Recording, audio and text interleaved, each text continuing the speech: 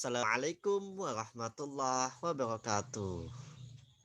Selamat pagi anak-anak. Apa kabarnya hari ini? Sehat?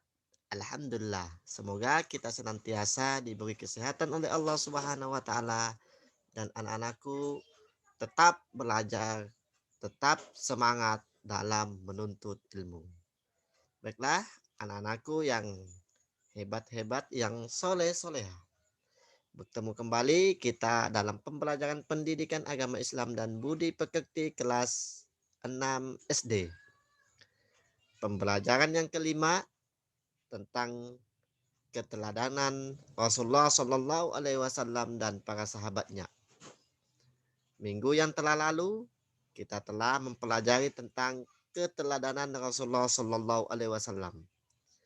Pertemuan kali ini kita akan membahas tentang kepemimpinan sahabat Rasulullah Shallallahu Alaihi Wasallam. Sebelum kita lanjutkan pembelajaran ini, marilah kita bersama-sama berdoa terlebih dahulu. Bismillahirrahmanirrahim. Rabbi zidni ilma warzuqni fahma. Amin amin ya rabbal alamin.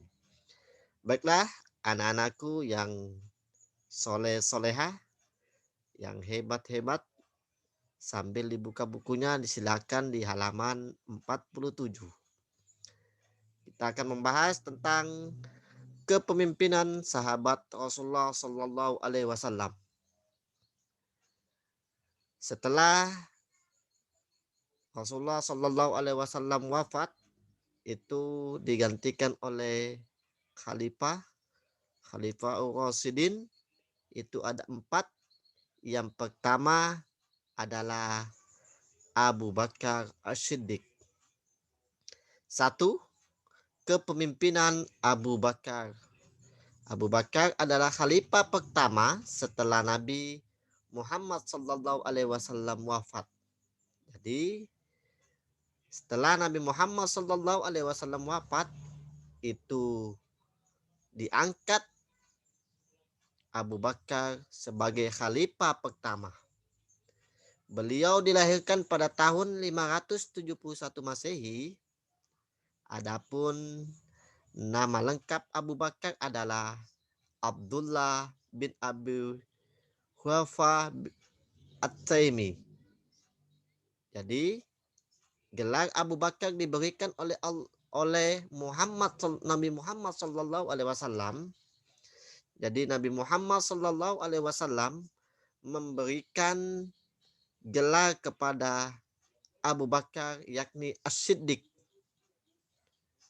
Kenapa Nabi Muhammad Sallallahu Alaihi Wasallam memberikan gelar As-Siddiq kepada Abu Bakar? Karena Abu Bakar selalu membenarkan segala sesuatu yang dialami oleh Nabi Muhammad Sallallahu Alaihi Wasallam. Berbagai peristiwa, bahkan yang pertama kali membenarkan peristiwa Isra Mi'raj adalah Abu Bakar. Dan Abu Bakar juga yang paling cepat masuk Islam dibandingkan sahabat-sahabatnya. Maka dari itu Rasulullah Shallallahu Alaihi Wasallam memberikan gelar As-Siddiq. Jadi Abu Bakar As-Siddiq. Nah, As-Siddiq adalah yang membenarkan. Abu Bakar memimpin tahun 632 Masehi sampai dengan 634 Masehi. Jadi Abu Bakar senantiasa meneladani perilaku Nabi Muhammad Sallallahu Alaihi Wasallam.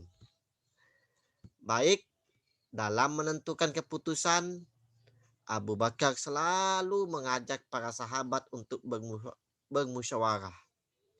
Beliau sangat memperhatikan rakyatnya. Beliau juga selalu membantu rakyatnya yang kesusahan, yang kekurangan.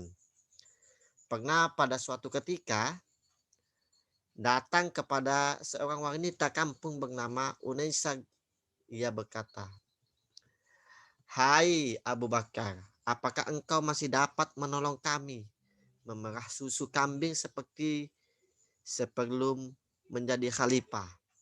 Jawab Abu Bakar, insya Allah aku akan tetap bersedia menolong kamu. Meskipun Abu Bakar sudah menjadi pemimpin negara, beliau tidak sombong dan masih mau memerah susu untuk rakyatnya di kampung. Nah, ini yang harus kita contoh, ya.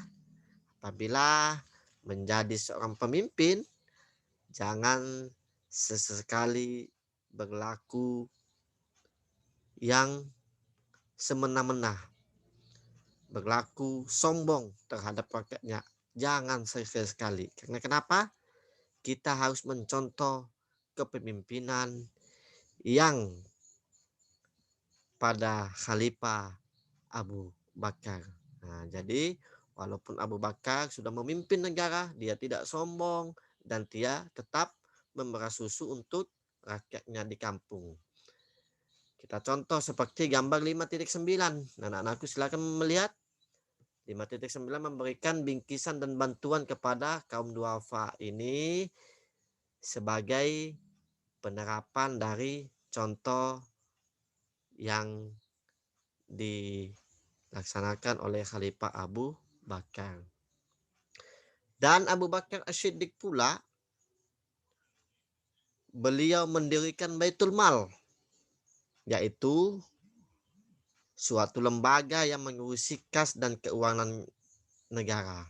Jadi yang pertama kali membentuk Baitul Mal adalah Khalifah Abu Bakar As-Siddiq. Yang kedua, kepemimpinan Umar bin Khattab. Umar bin Khattab adalah khalifah yang kedua setelah Abu Bakar. Jadi Umar bin Khattab mempunyai nama Umar bin Khattab bin Abdul Uzza. Umar bin Khattab menjadi khalifah sejak tahun 634 Masehi sampai dengan 644 Masehi.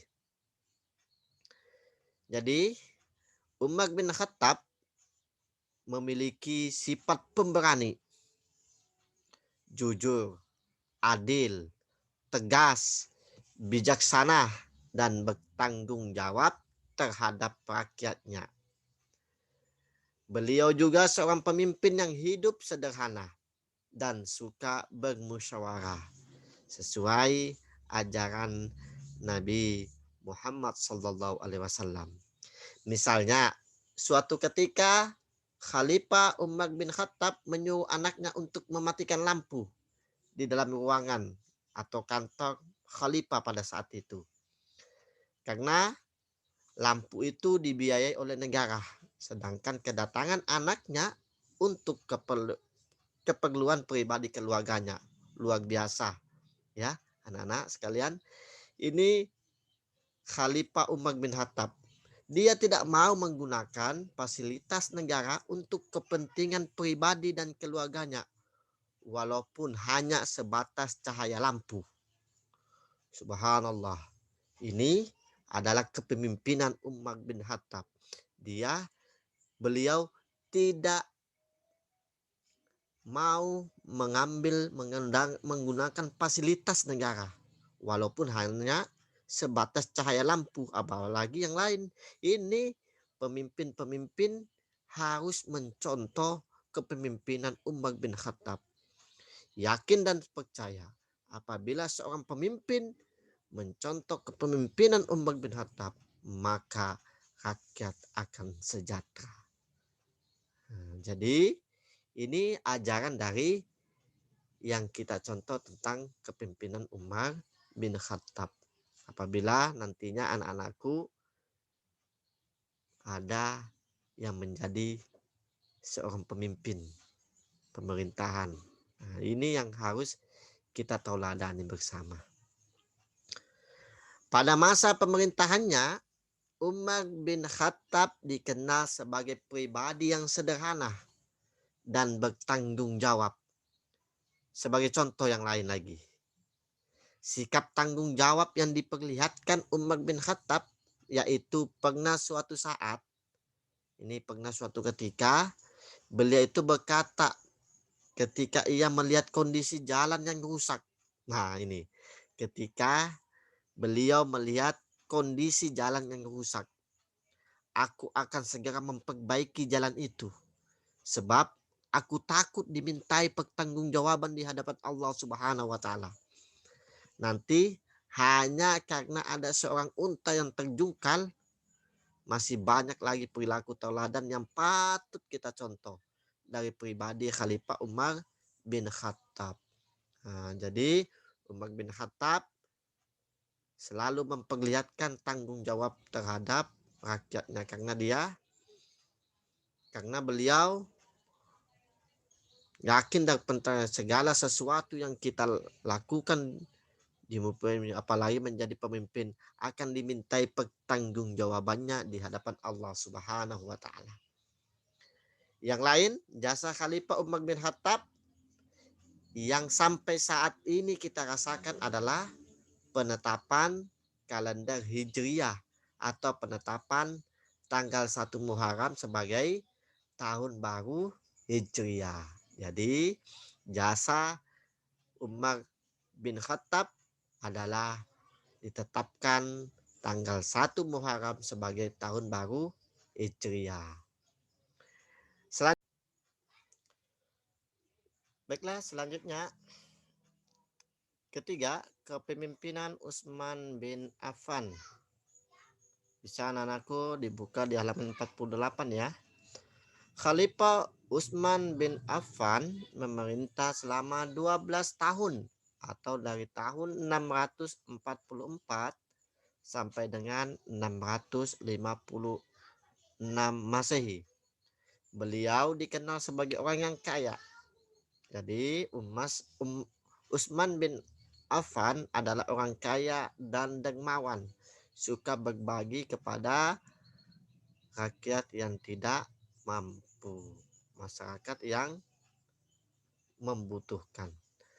Bukti kedermawanan Utsman bin Affan yaitu pada masa pemerintahan Abu Bakar, beliau pernah memberikan gandum. Jadi ini adalah makan pokok pada saat itu.